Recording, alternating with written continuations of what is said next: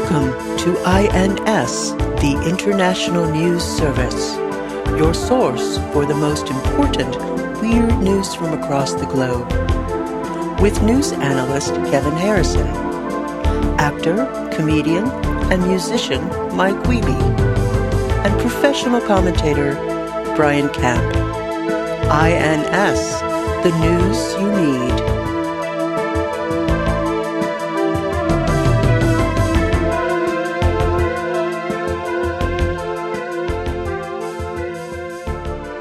So, you guys know what today is? The day this episode comes out? What day is it? Boxing Day. Boxing No, Day. that's December 26th. Oh. February 2nd, the day this comes out, is Groundhog Day. Oh. Ned Ryerson. We've got special guest Ned Ryerson on the show. That actor's name is Steven Tobolowsky. Oh, that's right. Yeah. He's not on the show. We don't even know him. I don't know who either of those people are. You've seen Groundhog's Day, right? Yes, I have seen it. He's the guy that's Ned Ryerson, and he's the guy like, hey, am I right or am I right? Or am I right? Or am I right? The guy that he punches every single day. The insurance salesman? Yeah, the insurance guy. Okay. Was he also in Scrooged? I don't know if he's in Scrooged. Sure. Yep. He's on Deadwood. He's the newspaper man in Deadwood. Oh, yeah. Nice. I saw that the French Dispatch movie. Oh, yeah. Good or bad? Yeah. It's good, but like all that guy's movies, I'm left thinking that it's merely delightful. Like it's super entertaining, and then it's over, and it's kind of like that was the whole point, is just being delightful. There's nothing else to it. Yeah, it is surprising that it seems like with each additional movie, he somehow figures out how to make an even more Wes Anderson movie. Where like that one is just like, I don't know what, I mean, it's French, it's half in black and white. The acting's even more stilted than all of them, and right.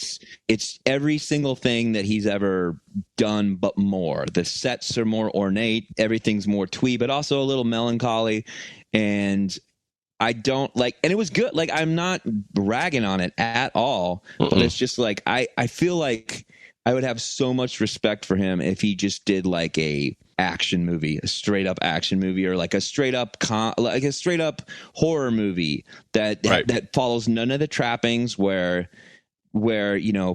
heads aren't coming into frame.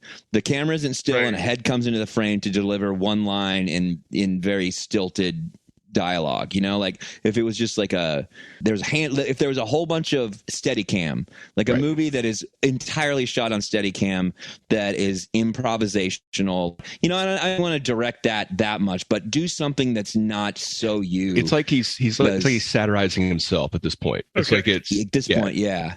And I thought he did Rushmore, right? And he did that was him, right? And he did Royal Tenenbaums, right? Yeah. And I thought it had all the same stuff, but the movie had a lot to say. Like there was, like you finish both of those movies and you're like, oh, like you kind of get that there was this underlying thing about it that made it more than just a spectacle. And man, this was all spectacle. And it was really good. It was super fun to watch, and it was entertaining, but it was like, when it's over, it's just, all right. I have a question for you, Brian. Uh-huh. You like Edgar Rice Burroughs, right? I love Edgar Rice Burroughs. Do you ever feel this way that you're describing all this stuff about Edgar Rice Burroughs? I mean, about Wes Anderson? You ever feel that way about any of the work of Edgar Rice Burroughs? Maybe Princess of Mars? No, sure. So he is derivative of himself and everything he does, right? He writes the same book over and over again. Well, this is the thing: is you know that Edgar Rice Burroughs is Wes Anderson's great-grandfather. What? Really? That's true, yeah. I didn't know that at all. That's awesome. But Wes Anderson's mother's birth name was Texas Ann Burroughs, and she was his granddaughter. But yeah, I'd never really thought about that. But they both were kind of creating the same thing, sort of reorganized. Well, I feel like Wes Anderson's trying to double down on every single thing that he's done, and it's stylistically, like he's getting more twee and oblique and at the same time. And he's really good at it, and he does seem to keep getting better. But at this point, it's like, where else are you going to go from a French movie with with black and white sequences and 3 different stories and, you know, animation and stuff. It was great, but it's also like, how are you going to do this again? And the town of Ennui was so on the nose, but it was just like, but it was done in that way, like, but it's okay that it's on the nose, but it's just everything was just like, he can't do it. Or you're right. If he does it again, he is more than anyone else that I've ever seen has gotten to the very precipice of going one step too far. To all of a sudden, you're just going to be mercilessly mocked for doing. Like, if he does it again, the world will turn on him. Like he can't do it again. Yeah. Now I have another question for you. Isn't that kind of like Bill Murray in Groundhog Day? There you go. Yeah, that's how it ties in. I mean, that's why Brian brought it that's up. The call. That's why I brought it up. That'd be a full circle. Mm-hmm.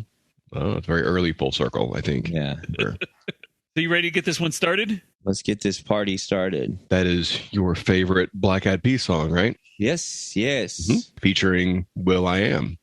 Well, I mean, written by will.i.am. Mm-hmm. Holy shit. Say it again. I know we already did that. It's still funny, though. But you know what? Well, hold on. Before we get this thing started, I got to be up front.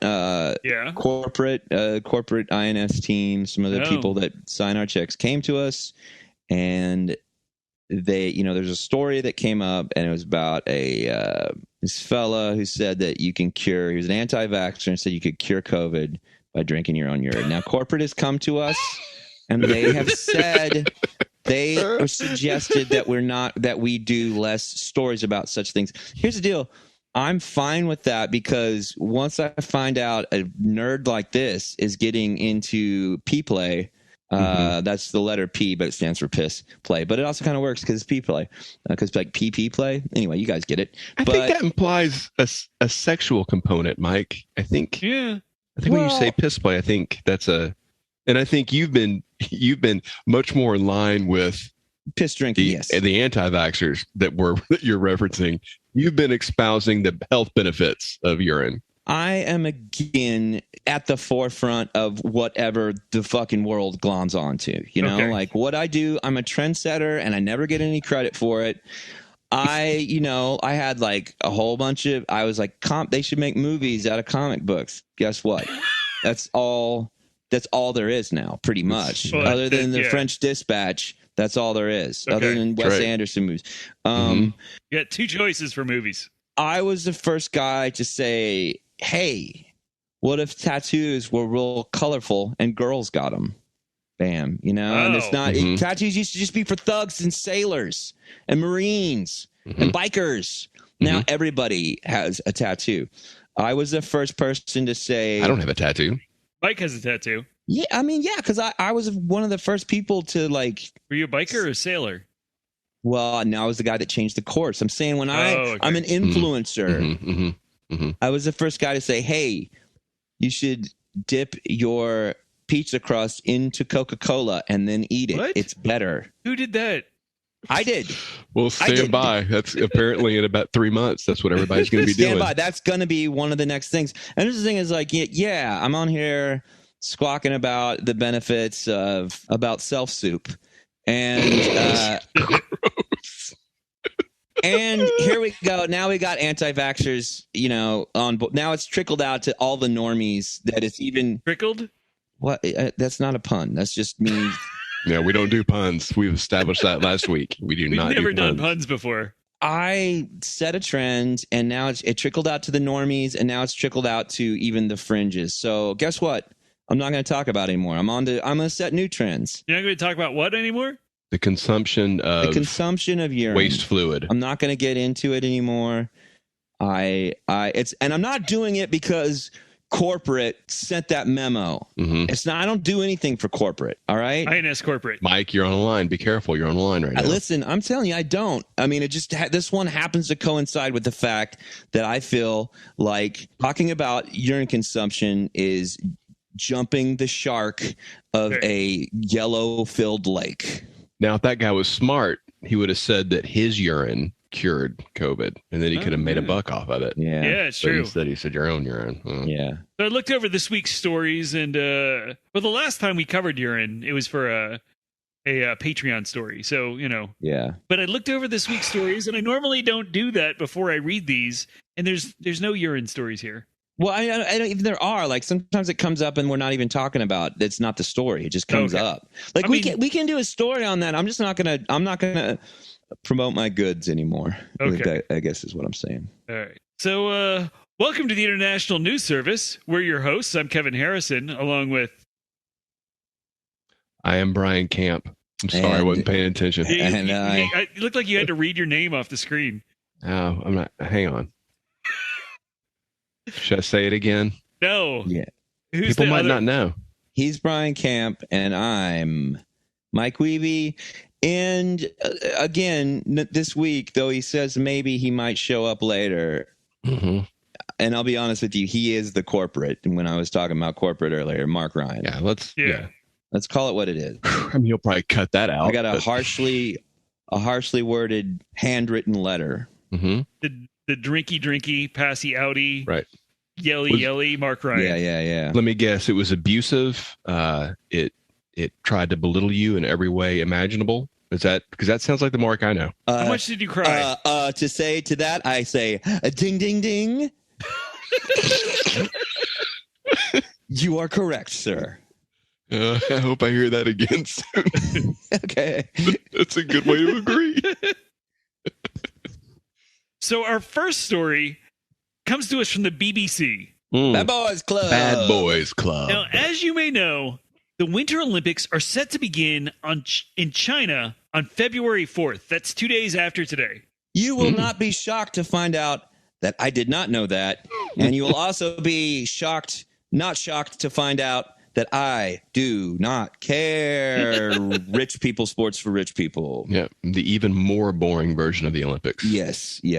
True. What about the one where you get to ski and then shoot at targets and then ski some more? That applies to real life. I don't even know if they do that anymore. I don't think they do that anymore. Yeah, I think that's they do. The one. Again, a rich sport for rich people. Yeah, true. The common man isn't skiing around with rifles. So, with athletes and travelers coming from around the globe, China has taken some extreme measures in combating the Omicron variant. Namely, the Chinese government has started putting portions of cities or even entire cities into lockdown with little to no warning. Man, what a shitty place, right? I mean, can we all agree that treating your that is fine, Mike? I get it. What? No. I just this time I wasn't paying attention. Right. I'm sorry. I forgot that Jack Wharton bottom line rules everything around here. It's not just Jack Wharton. It's just another authoritarian regime that we're just to turn a blind eye to. I'm not doing it for the government. I'm doing it for the people that want to see an action adventure or the presidential movie I'm doing that's based on Harry S. Truman. What is that called? True Talk.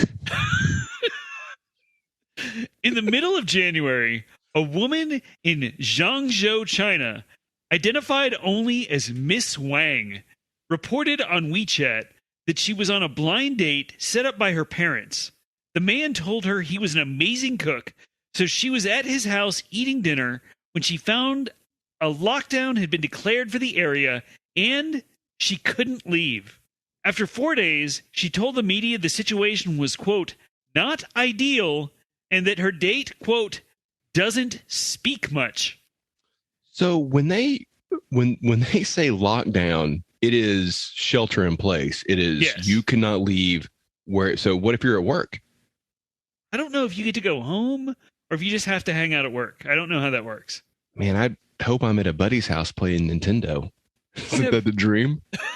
This is an amazing premise for a rom-com. Poor man's patent, poor man's patent, poor man's patent.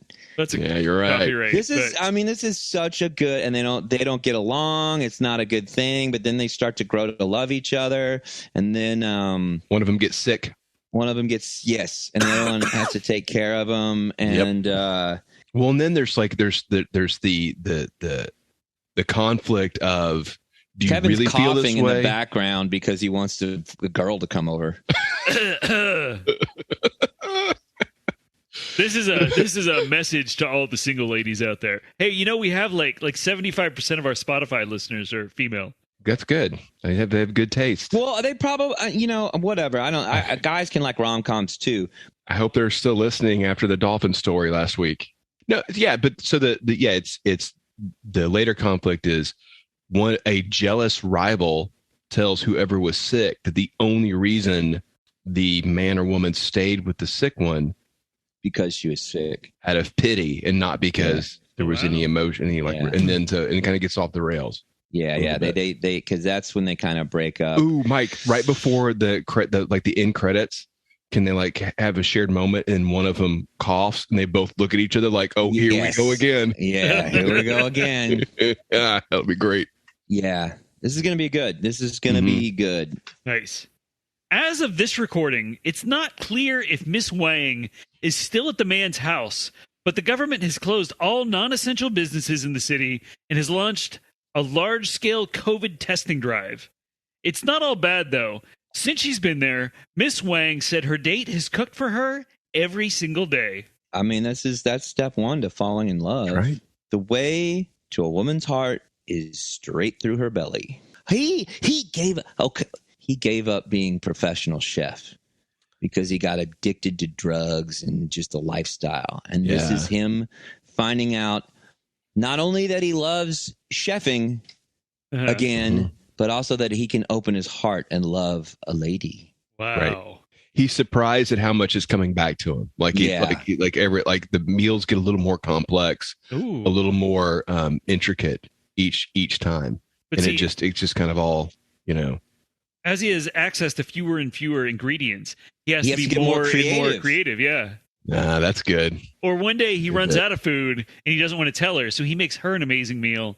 And then he's like, "Oh, I've got to do something I got to call my mom in the other room." But really, he's not eating. That's good too. Yeah. Does that start the turn? Is that like the first thing that's like that turns us from a mere platonic, we're stuck in this place together, to he'll start talking. There might be something here, right? About his feelings. Mm-hmm. He makes the dish that he made wrong one time, and it got a whole bunch of people in the restaurant sick. But he knows it's going to be good, and he's like, "Listen, you don't have to eat this." But This is a Seinfeld plot. She has so much trust in him that she eats it, and the dish is called Eggs Erroneous.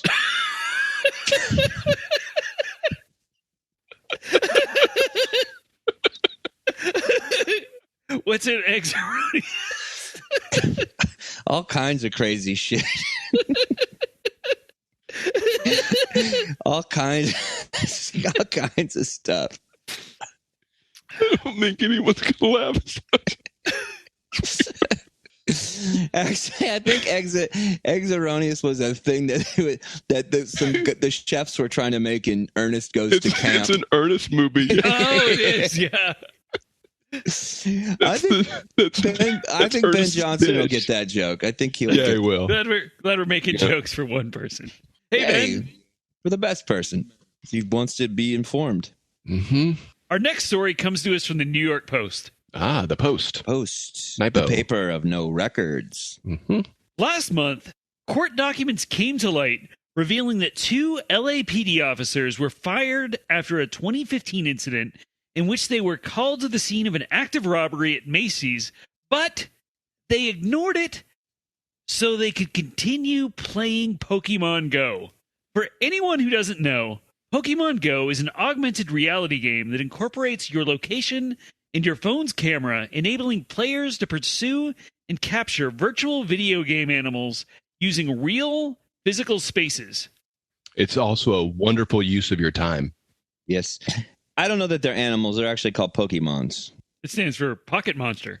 Well, yes, because you can suck them into your Pokemon ball. Oh, I thought you were going to Pokeball. I think you should call them Pokeball. Pokeball, and then you can whip the Pokeball at your enemies' heads. You whip out your Pokeball? Is that... Yeah. The officers claimed they were in a noisy area and couldn't hear the radio, but happens. Their commanding officer reviewed their dash cam footage and found that one officer said, screw it.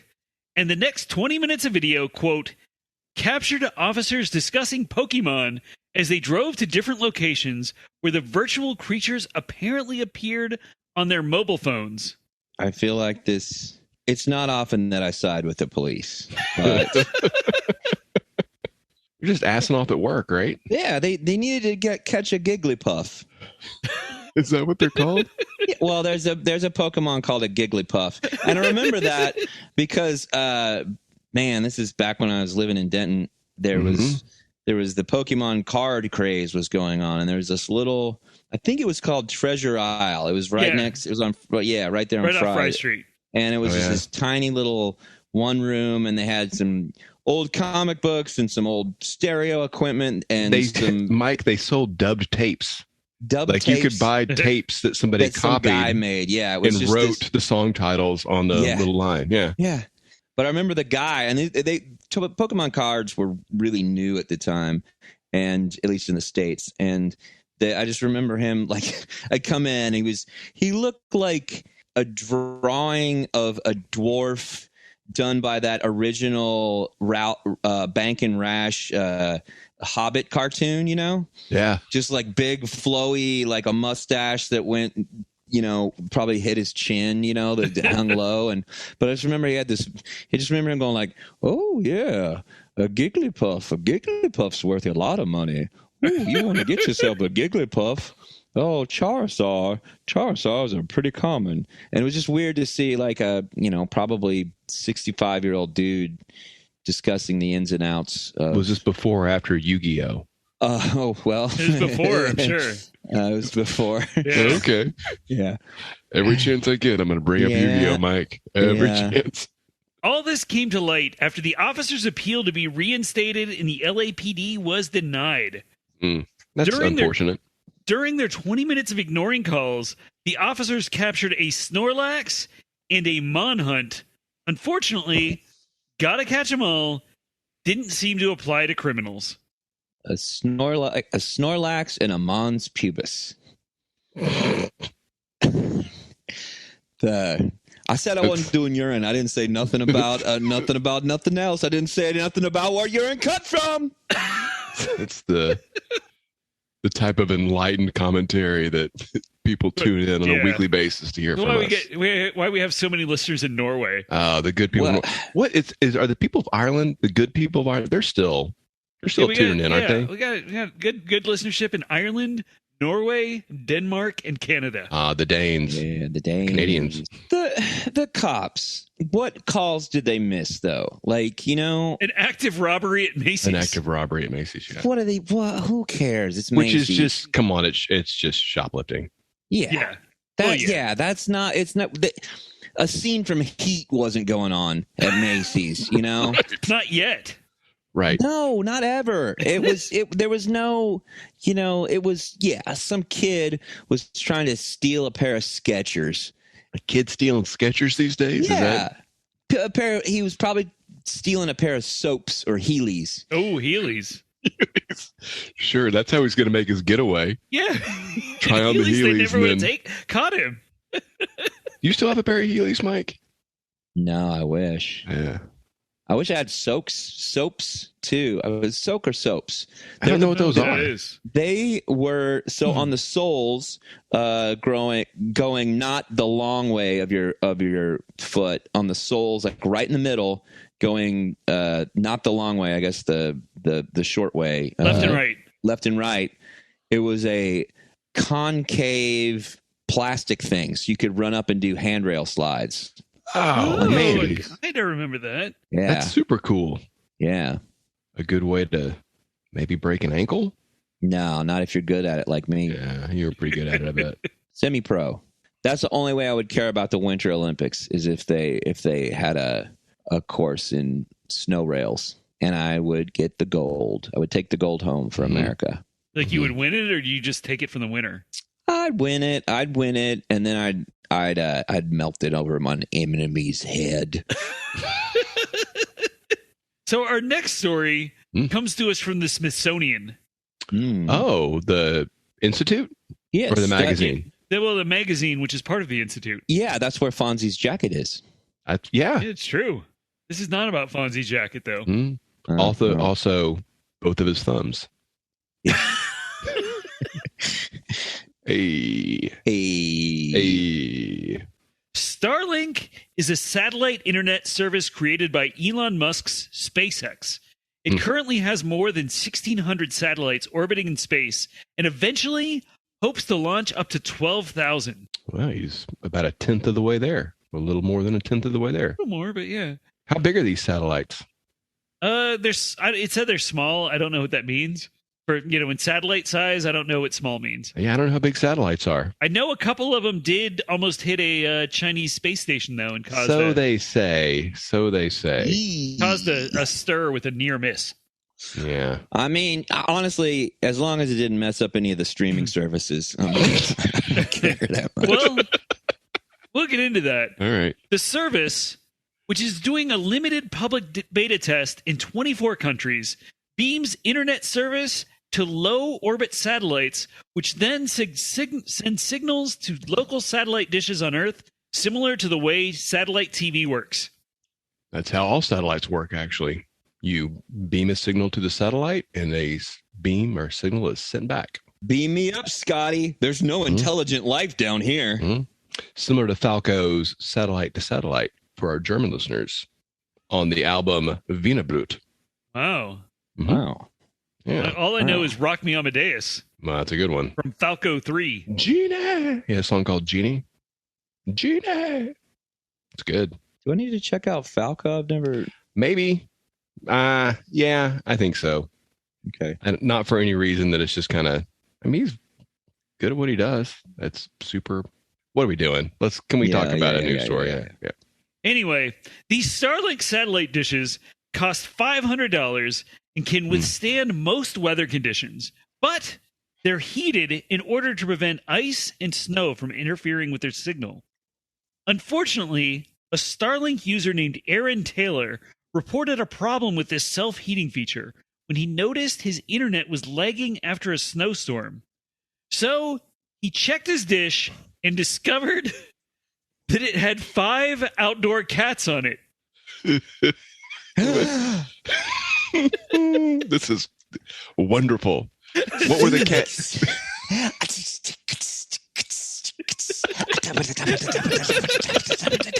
What you washing in there? What you washing in there? Can I come inside and we can stroke my hair? What you washing in there? I just imagine somebody didn't watch last week's episode, has no context for this. No, they know exactly what it is. I know. We only have repeat. If you didn't listen to last week's episode, listen to it so you can find all about how Phoenix. Right. I'm not going to burn down your house as long as you let me watch a cartoon with a mouse.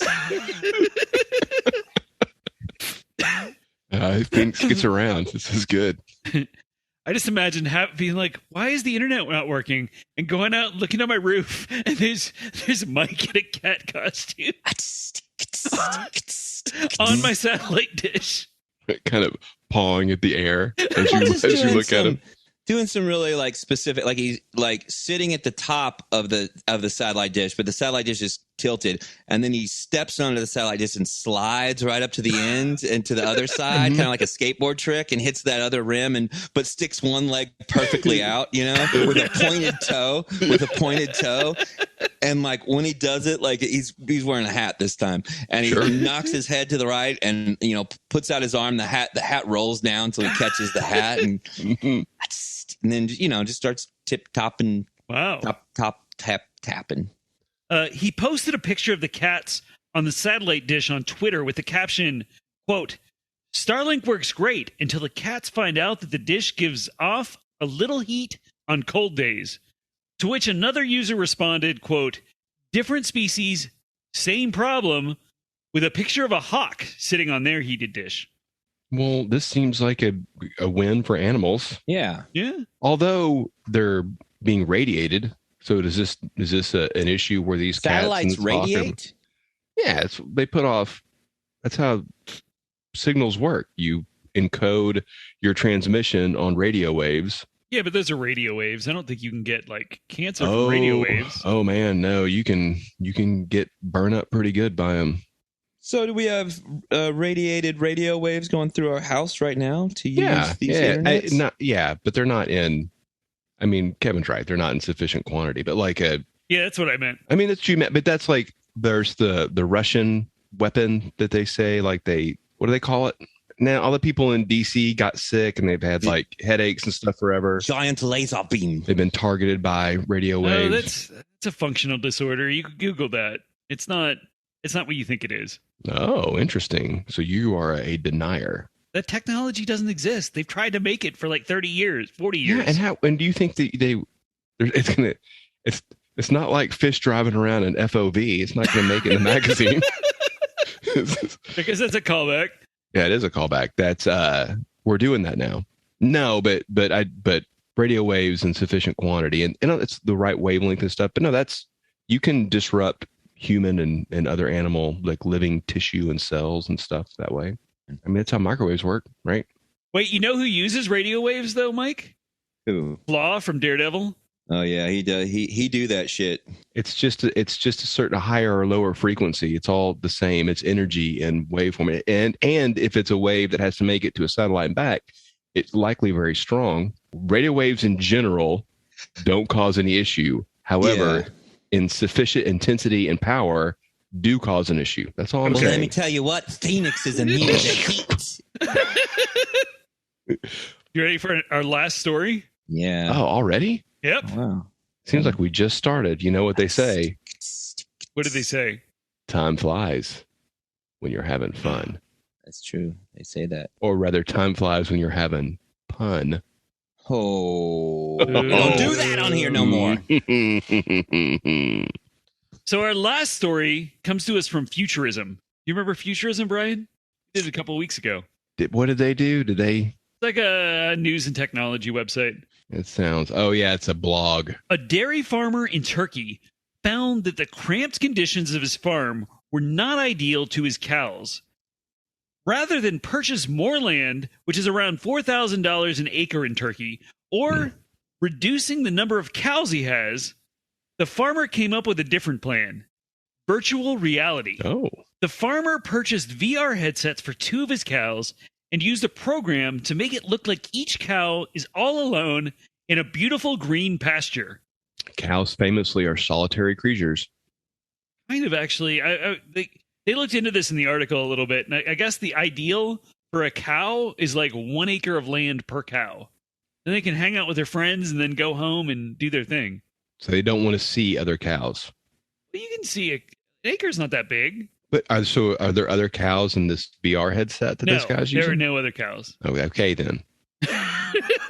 Yeah. Touche. The farmer said, quote, "We get an average of 22 liters of milk per day from the cows on our farm.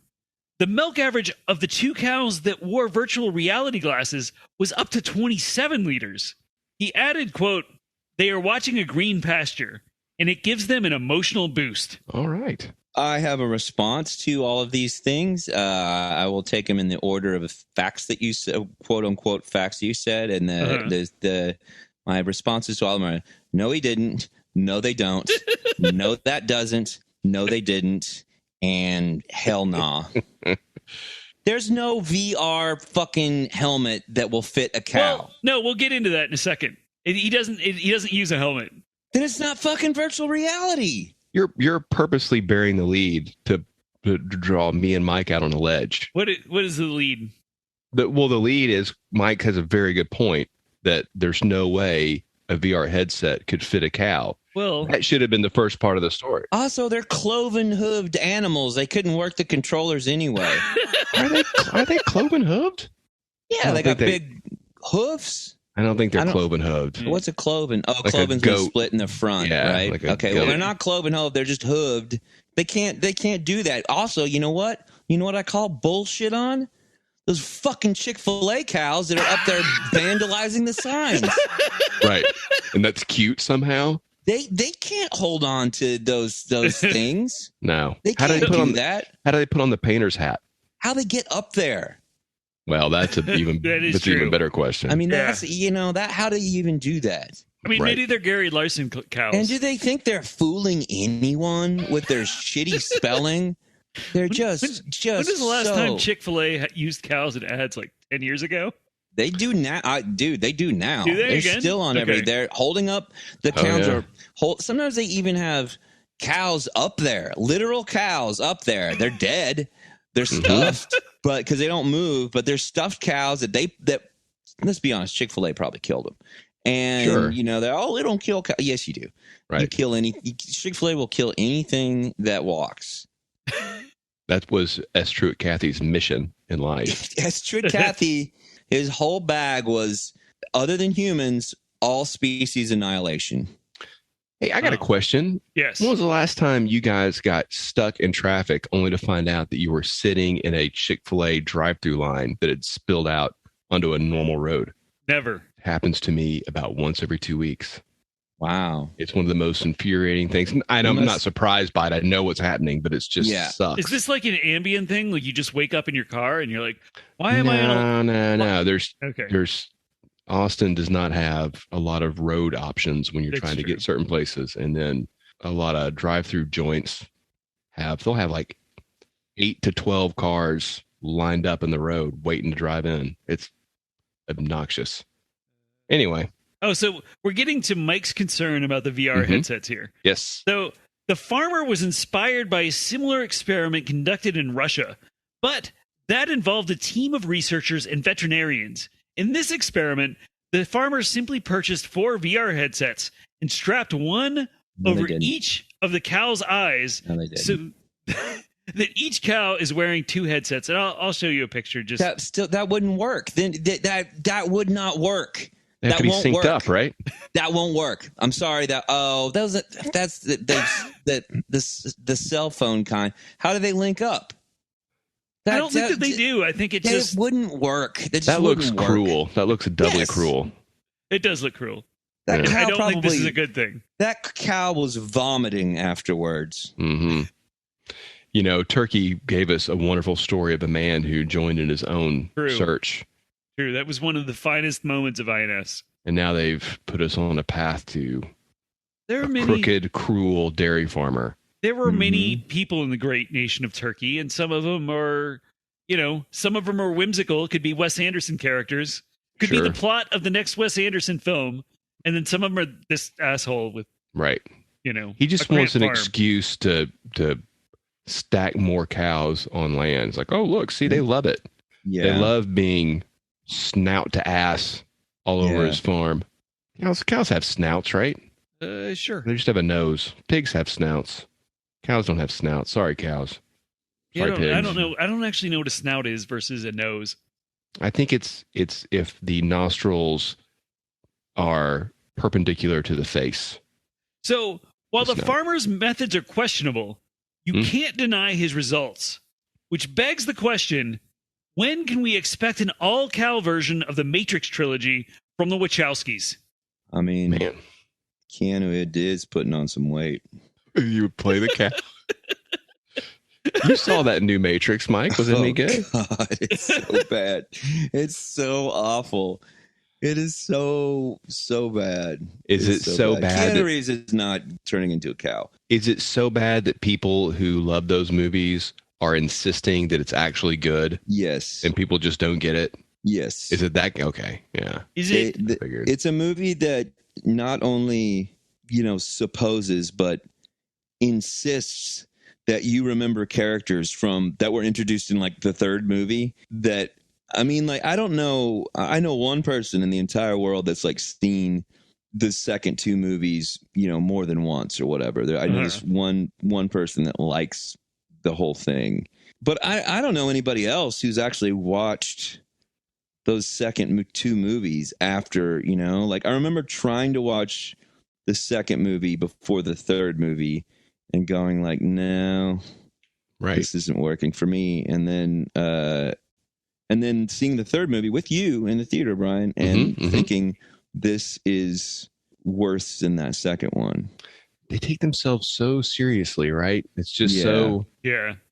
It's hard to have fun with it when they take it that seriously. Yeah. The first 10 minutes of the new, or 15 minutes were like, this is okay. But then, it was not even okay. I can swallow this because maybe it's going to go somewhere cool. And it did not. Maybe Wes Anderson will make a Matrix movie. That would be interesting. Interesting. Where all the characters are played by cows. Well, in VR headsets. Mm-hmm. Keanu Reeves. Strap in. Oh no, Kevin, we're not doing that here. Yeah. We're not doing that. That is. I mean, I'm laughing because I do think it's funny, but no, we shouldn't do that. We shouldn't. We don't do that. We're not doing that. This is not that kind of. I don't know. You know, I stopped eating beef a couple of years ago, and I like to say that over and over again because it gets me no favors from anybody.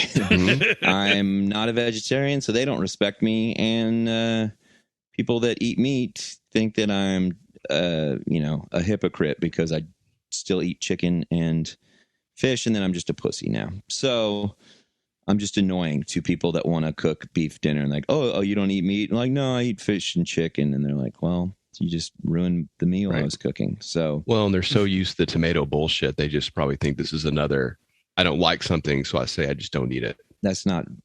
Well, it's true. I explain I don't eat beef. I don't want to eat beef. Yeah, you don't like tomatoes, and so you tell people I'm allergic to tomatoes. I'm literally allergic to them. Right. I'm morally I decline beef. Can you make something special for me? Can you change your dinner plans around my I don't diet? I think that I do stand on some kind of a moral place because fish and birds are, I think, less sentient than I don't know. But then today I learned that these fish can drive RVs around town or whatever. That's right. That story was just straight up. That was taken from American Dad. It was the German fish. Yeah. But they do have birds that can talk. They don't have cows that can talk. Well, the birds aren't talking. I'm not eating those kind of birds, though. They have talking chickens. They do not have talking. Oh, I'm sorry, chickens. Mike the Headless Chicken. No. He couldn't talk, but cloaca. So this episode drops on February 2nd. Does anybody have anything coming up? February 2nd. That's just 2 days before the Winter Olympics start. Yes. Ooh. February 2nd, Groundhog Day. February 25th, the variety show with Mike Wiebe and Ian McDougall will be performing with the absent right now Mark Ryan in Vidicon at Rubber Gloves. His band? Yeah, his band is Vidicon, and we are performing in Denton, Texas at Rubber Gloves on the 25th, Friday the 25th. I feel like I've got something else, but I definitely every Tuesday I do a show called, what's it called, guys? Kazam. Wrong. Magic. Of course. Yes, it's called Excelsior, and it's the Genie Hour. It's at 7th Street, East 7th Street, 1209 East 7th Street. Free fun. Starts at 9:00. Hey. Famous celebrities have been by there recently. So I heard Brian was there. I've been. Well, Brian too. Brian was there too. Brian is a celeb in certain circles, but he's also, he wears that mask all the time, so no one can identify him. And a lot of times when he goes out, he does his little prosthetic plastic surgery, kind of bigger jaw, pointier nose. Now I heard arched eyebrows, wig. So because he doesn't like getting recognized or recognized. Oh yeah, I have a question, Mike. Are you concerned that the show on the 25th of February that Mark won't show up? Are you worried about that? I don't have any faith that he will show up for anything, And then the other question: what condition is he going to be if he does show up? Oh well, that's right. Coming down, one or the other, right? Rolls up, pants completely wet, front and back, right. And I say, Mark, did you go in your pants? And he says, well, I didn't go in them. Someone else did. And it's that kind of thing. Yeah, where that's Mark. I mean, that's the thing. And just that thing, it's sometimes it gets on stage and it's beautiful, but it's just the price for genius sometimes is just wet pants. Debilitating self-abuse. It's out of control. Now I heard, correct me if I'm wrong, I heard that anybody who shows up to a Vidicon show with a Rim Reaper tattoo gets in free. Is that true? I'm going to go ahead and say yes, for sure. Yeah, Okay. that's probably pretty safe. If you yes. show up with a Rim Reaper tattoo, and even if Vidicon is not providing that, if you show up with a Rim Reaper tattoo, I will pay for the ticket. I personally will pay for the ticket. But you have to let Mike take a picture of it because Yeah. I want to see it. I have to pose with it. And it needs to be on your butt cheek. Well, where else are you going to get a Rim Reaper tattoo? Yeah, that's true. It's true. More like an instruction that way. Yeah, it's like a Rim Reaper tattoo and then an arrow going to your rim, and it will say, "Do this here." Well, I think that wraps up another week in the International News Service. Find us across social media at International News Pod. Email us at internationalnewspod@gmail.com. Tell your creepy blind date all about us when you're stuck together in lockdown. Check out our merch store at Redbubble and our Patreon. We'll see you next week. Yes. See ya. Yes. Goodbye. Bye-bye. Thank you for listening to the International News Service. Don't forget to rate, review, and subscribe to the podcast. INS, the news you need.